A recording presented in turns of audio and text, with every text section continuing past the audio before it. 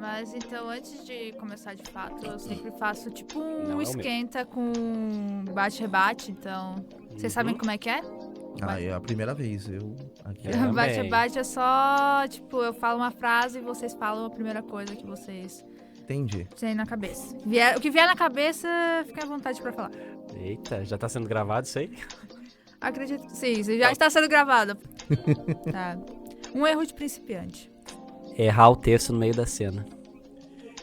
Entrar na cena errada e esquecer o texto por uns 20 segundos e depois bola pra frente e ficar naquela pausa dramática até lembrar o texto. Eu sonho em me apresentar No Nordeste.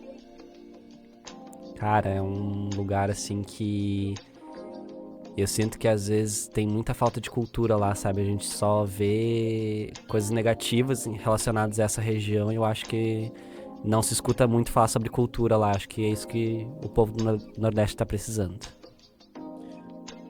São Paulo, pela metrópole, pelas oportunidades e porque é uma coisa desde criança, em que quando eu comecei a ser apaixonado por teatro, por cinema, então eu via sempre os teatros de São Paulo, assistia algumas coisas da TV Cultura na época, quando eu era criança, e eu ficava deslumbrado com algumas coisas assim do teatro lá em São Paulo.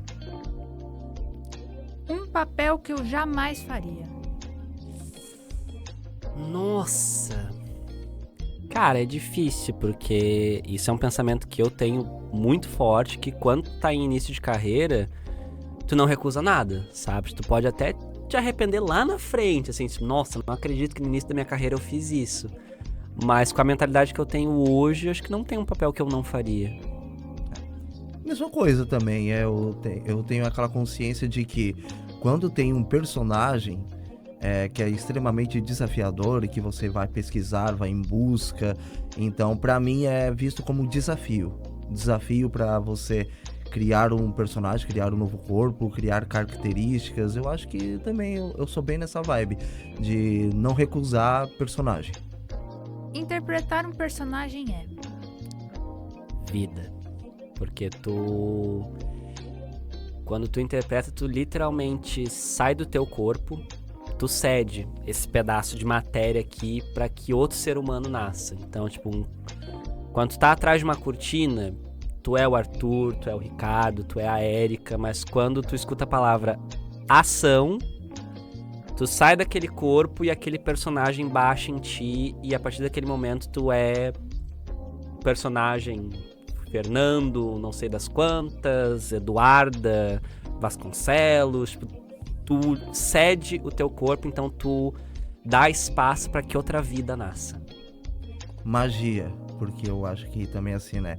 Além de tudo isso, fortalecendo o que o Arthur falou, também o ator e a atriz tem aquela habilidade, aquela habilidade de levar a magia para o espectador, né? E também contar histórias. Então eu acho que também atuar contar a história que você possa se identificar com aquele personagem, você conseguir ter assim nos olhos do público aquele reconhecimento, aquela visão de nossa, eu estou me enxergando naquele personagem. Então, além de criar vida, além de criar o corpo, que é todo aquele laboratório, experiência magnífica, também tem essa coisa de levar ao público. O público ele está esperando um entretenimento, às vezes está esperando também uma mensagem positiva. A gente faz isso para o público, em reconhecimento para eles. Então, é muito mágico. Atuar é magia. Bonito. Quando eu vejo a plateia...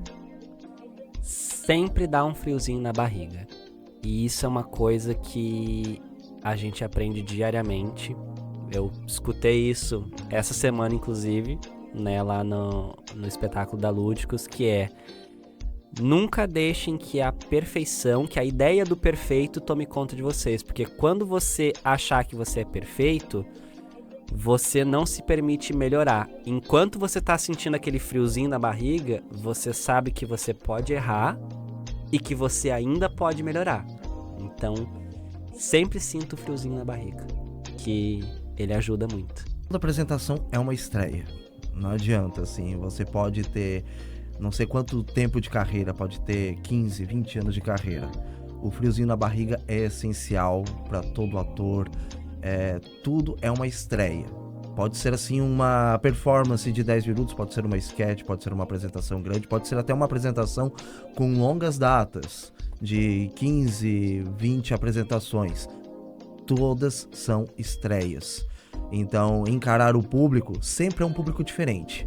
Sempre vai ter uma reação diferente, sempre vai ter uma sensação diferente, sempre vai ter uma energia, uma troca de energia diferente entre o público e o ator. Então eu sempre encaro como sempre é uma estreia, independente de quanto tempo você esteja atuando.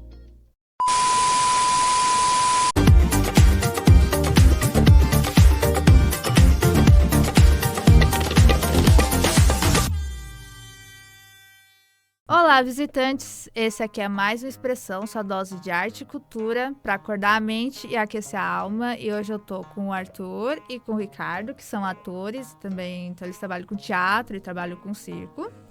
E eu gostaria que vocês se apresentassem e falassem um pouquinho mais da arte de vocês. Começando comigo? Começando com a lenda, gente. Bom, meu nome é Ricardo. Eu faço teatro desde 2002, comecei muito cedo, né? Eu comecei pela prefeitura municipal, depois eu migrei para a companhia de teatro no Sul. Já participei de outros grupos também de teatro, pela Lúdicos. E atualmente eu tenho também uma produtora, que é a Sete Atos Produções.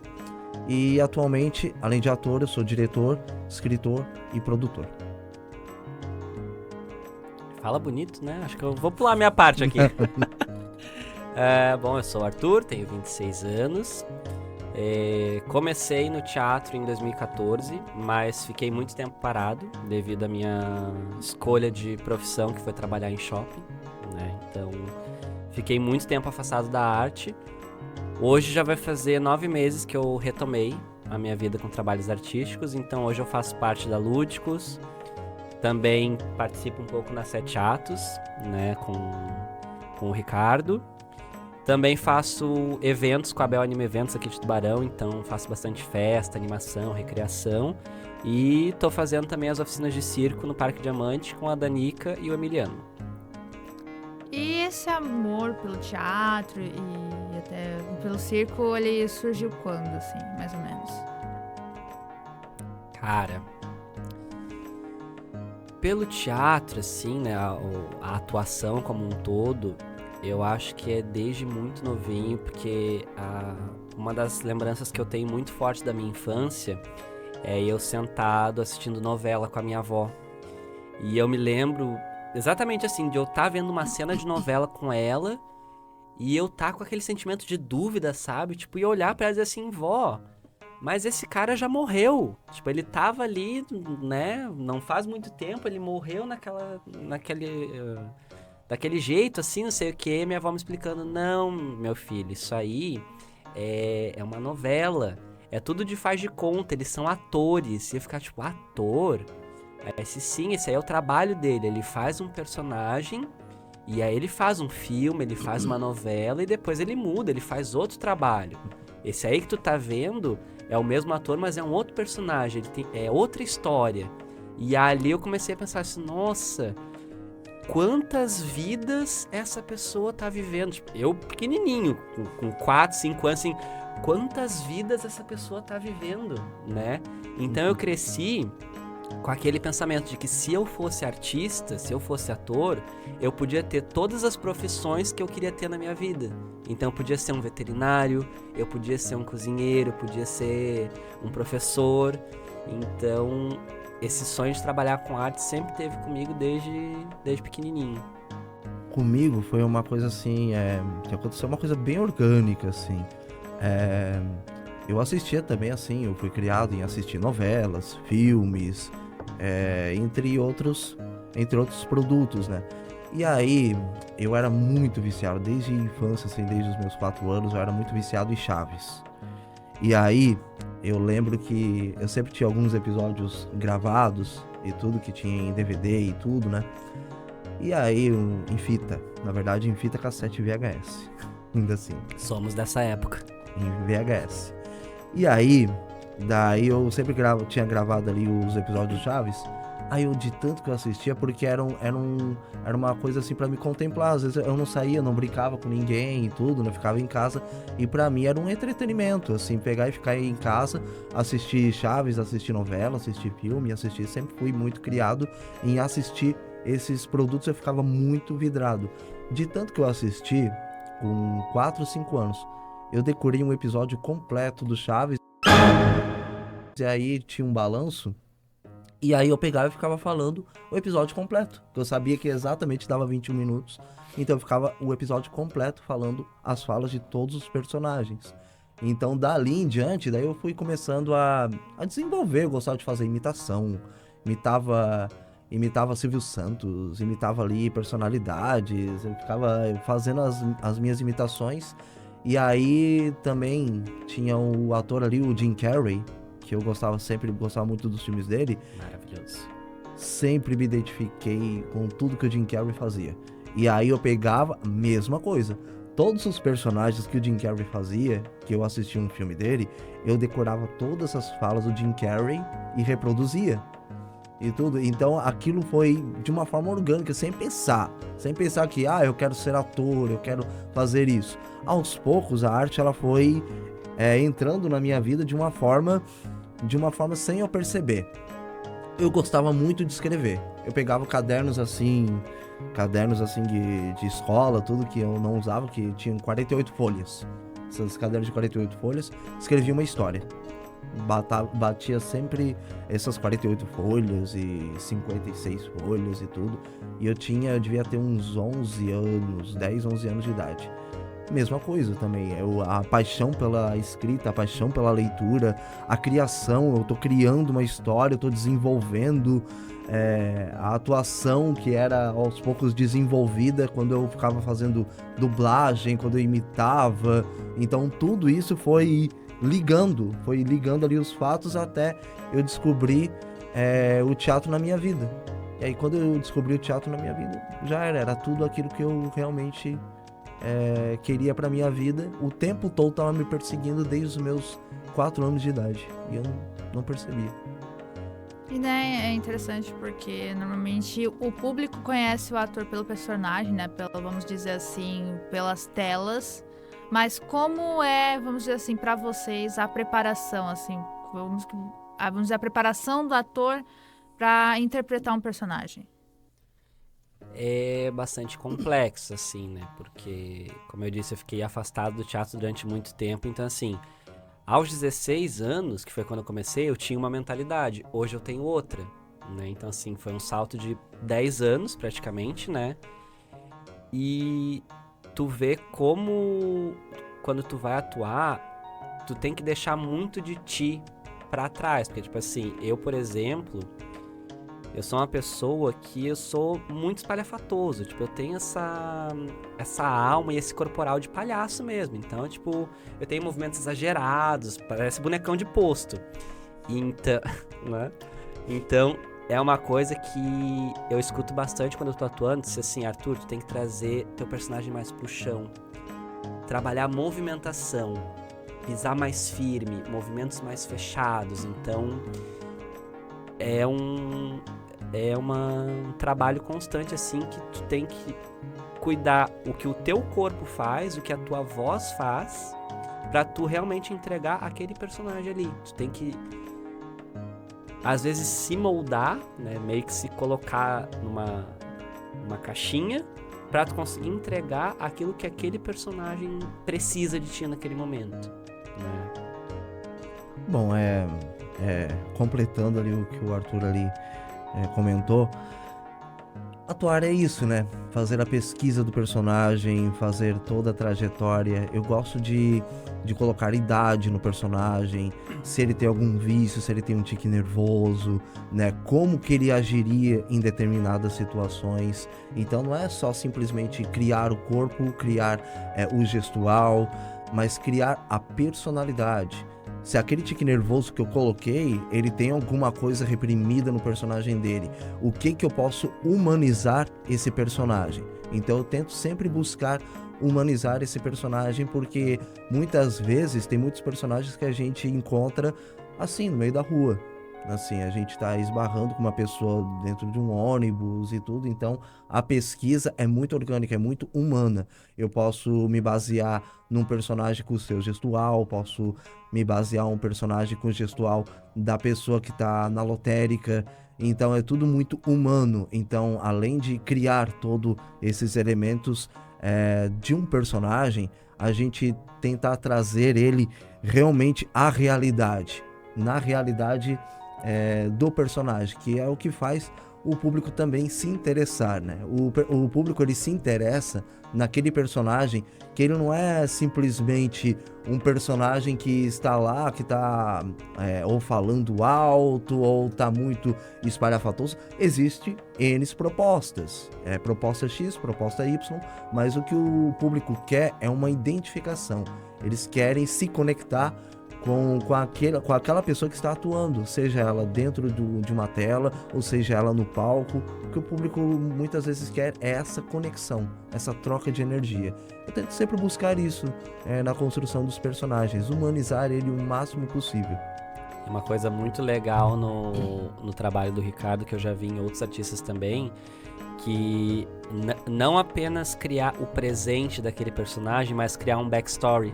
Então, ter toda uma história de origem, tipo assim, hoje eu sou o Ricardo, estou cedendo meu corpo para esse personagem viver o presente, mas qual é o passado desse personagem? O que ele já viveu? Por que ele é dessa forma? Por que ele, né? Por que ele tem esse tique? Por que ele, né, sei lá, se ele caminha mancando, o que aconteceu na perna dele? Tipo, ele cria realmente a história do personagem do zero. Tipo, eu acho isso muito bacana. Preciso trabalhar isso, porque eu não tenho essa criatividade toda. Mas é porque eu acredito que porque tu tens uma veia cômica, e você também tá acostumado a trabalhar de uma determinada forma, em que o personagem, tu tem a segurança de transformar esse personagem dessa forma.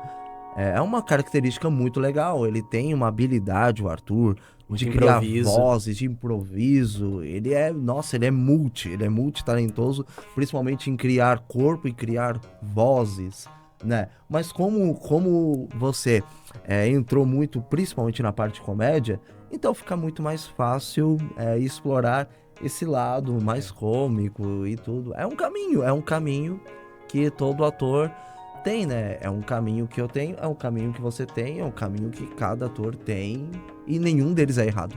Todos eles são um caminho certo.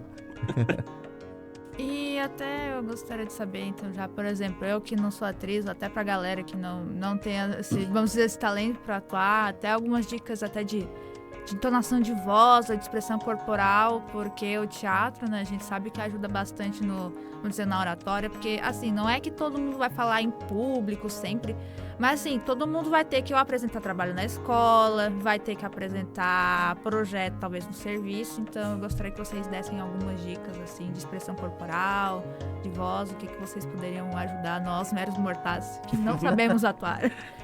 Cara, então, isso eu vi, né, quando eu me formei, porque assim, eu fiz teatro na escola durante 2 anos, 2014 e 2015.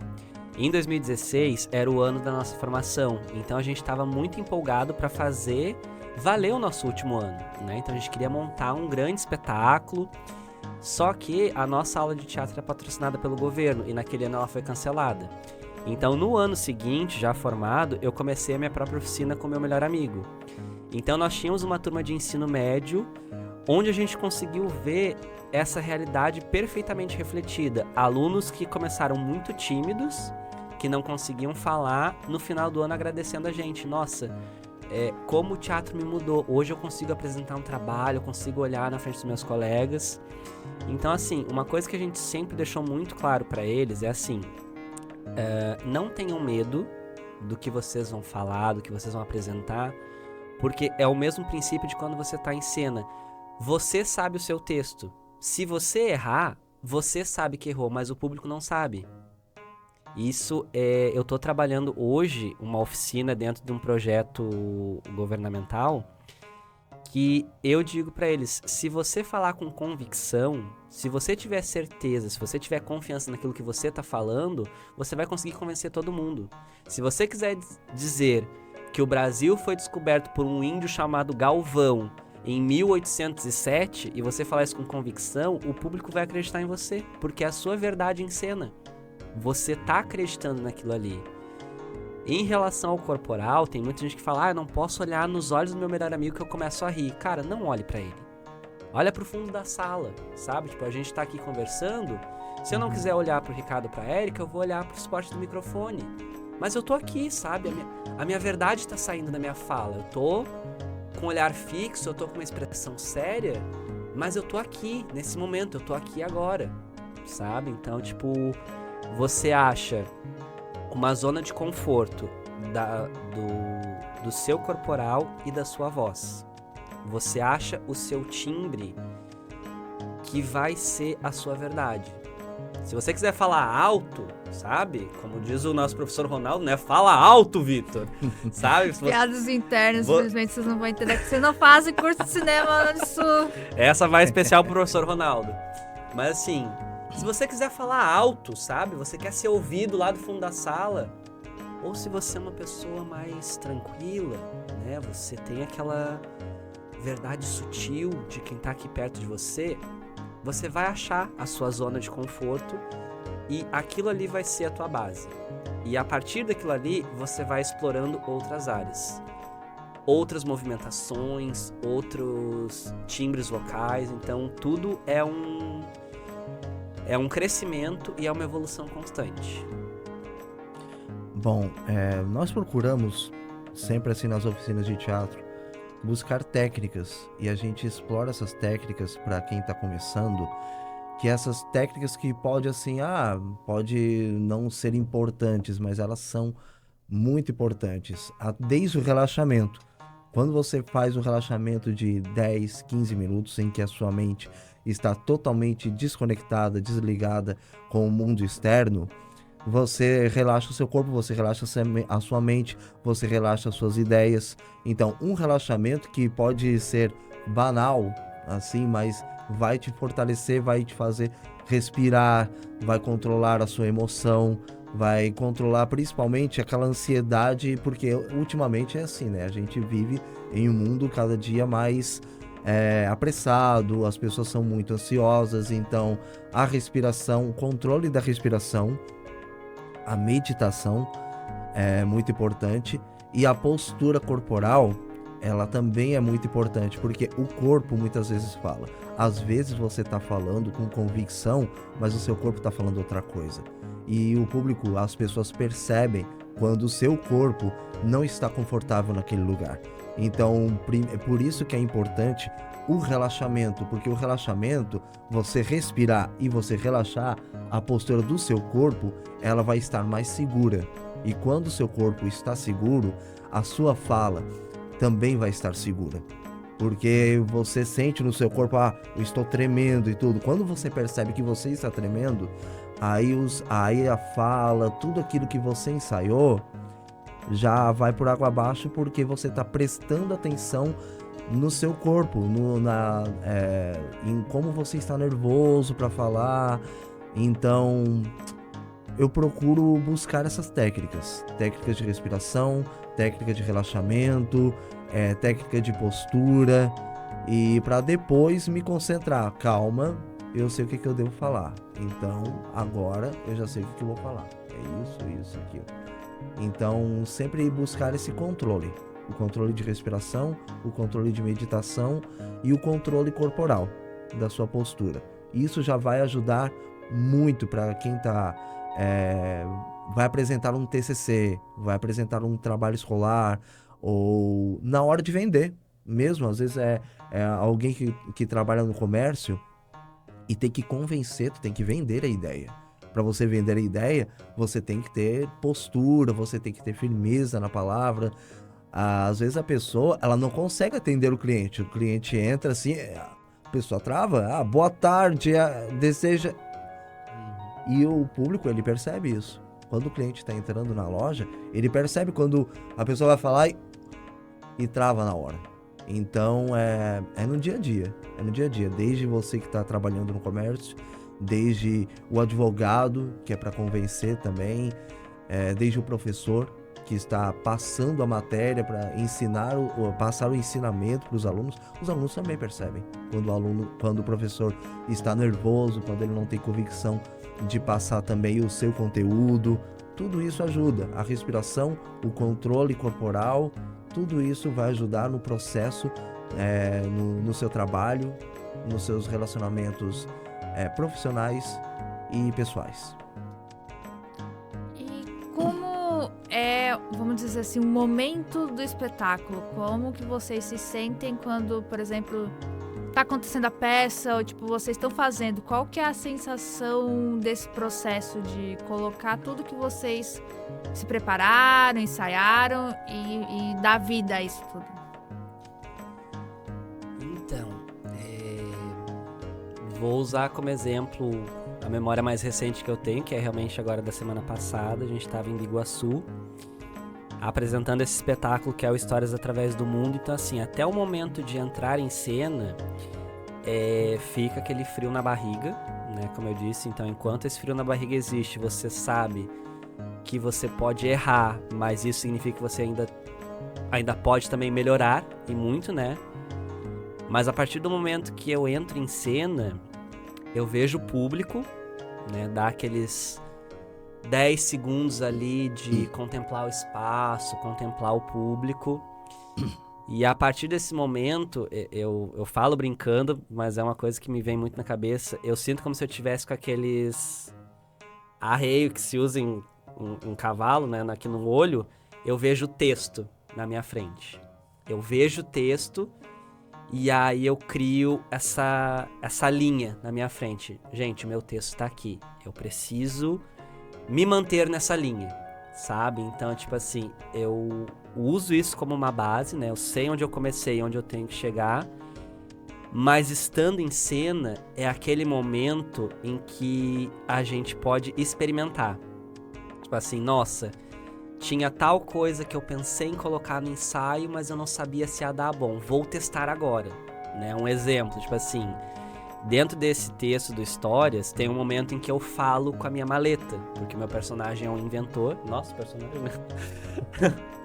O nosso personagem é um inventor, então ele tem uma maleta que ele criou, e essa maleta tem uma vida própria, né? Então, tipo, ela tem um telefone assim na lateral, e eu falo com ela em um momento da peça. Então, até o momento dos ensaios, tá aquela coisa, oi, sim, fale comigo, não sei o que e tal. E aí, na hora que eu vi, assim, aquelas crianças, se tudo ali uma idade de 10, 11 anos, esse cara, eu vou experimentar uma coisa diferente aqui. Aí eu peguei o telefone, fiz assim, oi, fala comigo, casca de bala. Cara, quando eu falei casca de bala, as crianças caíram na risada, porque é uma coisa do cotidiano delas, que elas escutam todo dia. Eu e casca de bala. Então, quando tu tá atuando e é aquele momento de tu sentir se tu pode ousar ou não, sabe? É o momento de você reconhecer o seu público, olhar quem tá te assistindo e saber, nossa, com esse público eu posso ousar até aqui, eu posso fazer dessa forma. Então, a hora que eu tô atuando pra mim é isso, sabe? É o momento em que eu percebo se e o quanto eu posso ousar pra que isso acrescente ao meu personagem. Bom, eu encaro como se fosse assim, eu acho que é bem mais desafiador e é bem mais assustador você ter o primeiro encontro com o público do que o primeiro encontro com a pessoa que você vai conhecer ali num shopping, vai levar pro cinema e tudo. Eu acho muito mais desafiador e muito mais perturbador você encarar o público, porque é um encontro. Você tá de encontro com o público, então você tá testando tudo, reação.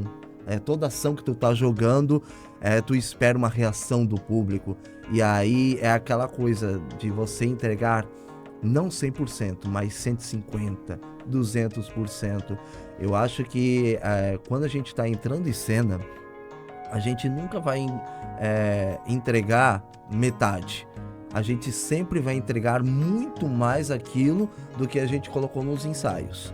E mesmo quando a gente tem, até teve agora a temporada ali das histórias através do mundo, com certeza deve ter tido 5, 6 apresentações. 6 apresentações. E eu tenho certeza que cada apresentação era uma coisa diferente, era uma sensação diferente, era uma nova entrega. Eu sei que ele colocou 100% e mais um pouco na primeira apresentação, na segunda, na terceira, na quarta, na quinta e na sexta. Porque a gente nunca está satisfeito. Você não se satisfazer. Beleza, agora já encontrei aqui o meu caminho, é isso, o pessoal gostou e agora eu vou continuar fazendo a mesma coisa. Nunca vai ser a mesma coisa. Sempre vai ser um encontro diferente com o seu público, porque o público é novo. O público que te assistiu na primeira sessão não é o mesmo da segunda, da terceira, da quarta, da quinta, da sexta. Então todo o encontro é diferente e toda reação vai ser diferente. Embora tenha as piadas em que o pessoal dê risada até das mesmas piadas, mas a forma de você contar aquela piada também vai ser diferente. Então, quando você chega num ponto em que não é mais interessante você entregar 100%, então aquilo já perdeu o interesse para você. E antes de a gente encerrar, eu gostaria que vocês compartilhassem com o público quais trabalhos que vocês estão fazendo agora, até para quem se interessou poder ver ao vivo, né, vocês atuando, então... Hora de vender o peixe, gente. Primeiro. Hora de vender o peixe, gente. Eu tenho que pensar aqui. Bom, ultimamente eu tô ali como diretor, ali como produtor, e eu tenho alguns pacotes já fechados, né? Tem as Férias Artificiais, que é um produto que fala sobre a tecnologia, sobre o abuso da tecnologia das crianças hoje em dia, em que vai ter uma apresentação no Parque Diamante. Vai ser no dia 21 de julho. Dia 21 de julho no parque.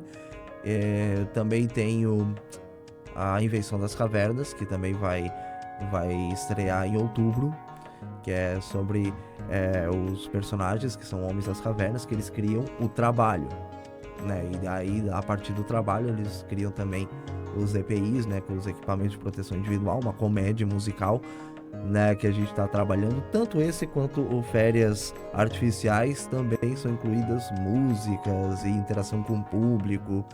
Então eu tô mais principalmente na direção e escapando um pouco da atuação. Eu tô mais dirigindo e produzindo, até porque eu gosto muito em aproveitar os atores que eu tenho assim em mãos e tudo, o elenco. Eu gosto de desafiar aquele ator, aquela atriz, para você fazer alguma coisa diferente.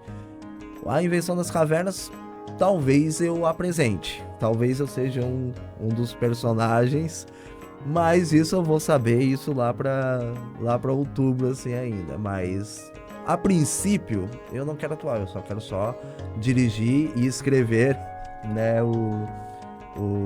os meus trabalhos pelas 7 atos. No momento é isso. E o Boi de Mamão pode rolar até lá. E o Boi de Mamão em agosto. O Boi de Mamão também as esterpolias do boi. Também já tem a apresentação marcada no dia 24 de agosto. Por isso que eu confundi. Um é dia 24 e outro dia 21. E esse também vai ser no Parque Diamante. E também já tô escalando já um pessoal também para atuar. Inclusive o Arthur já viu também os roteiros, tudo. Já. Bastante coisa aí. Eu, atualmente, eu tô nesses 2 projetos, ambos inscritos na Lei Rouanet, né? Tanto da Lúdicos, que é com a Magma Cultura, né? Então, para quem quiser acompanhar pelas redes, no Instagram, é Magma Cultura, e a Lúdicos com Z, pessoal, no final, tá? Não confundam. E também tô no outro projeto, que é o Sonhos de Sofia. Com a Lúdicos e a Magma é o Histórias Através do Mundo, que a gente estava falando aqui anteriormente. E com a USPF, Um Sonho para o Futuro, é o espetáculo Sonhos de Sofia, né? Então ambos esses projetos estão acontecendo pela Lei de Incentivo à Cultura, Lei Rouanet. E pode acompanhar a gente nas redes. Agora em agosto eu vou estar em Minas, com a Magma Cultura, apresentando a 2ª etapa do Histórias. E depois disso a gente vai para a Bahia apresentar a 3ª etapa. E com a USPF, tá marcado para acontecer ainda mais 4 apresentações em Jaguaruna, Tubarão e Sangão. Então são os trabalhos que eu tenho ativos no momento, mas também tô nas 7 Atos com o Ricardo.